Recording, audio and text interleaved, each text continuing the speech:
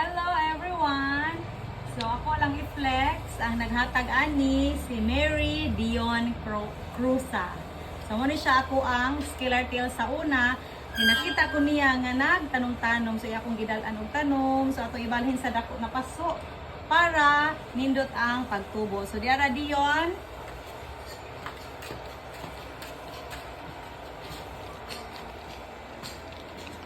So ibalhin na to og dakong paso para mabuhi ang hinatag ni Dion.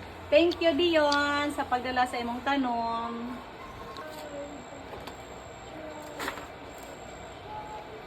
So ito siyang punon o yuta. Kaya kung dili na to siya ibalhin og dako na paso, dili siya katubo kaayo. So dili siya mo dako. So ito siyang ibalhin og dako na paso para mo dako po siya same sa naghatag sa atoa. So same sa nihatag ani mo dako pod ang iyahan tanom nga gihatag.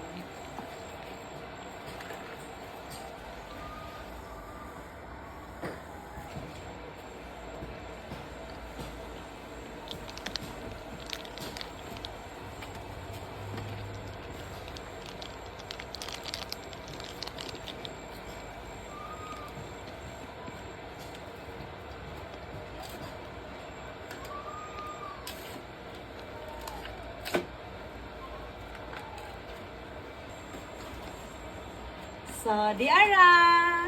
Dako na kay butanganan ang tanom ni Mary Dion.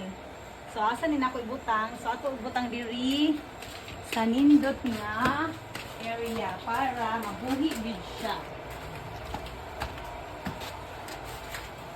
Diri sa garden gid nako ibutang Dion ha. So, diara ang tanom ni Dion. Green.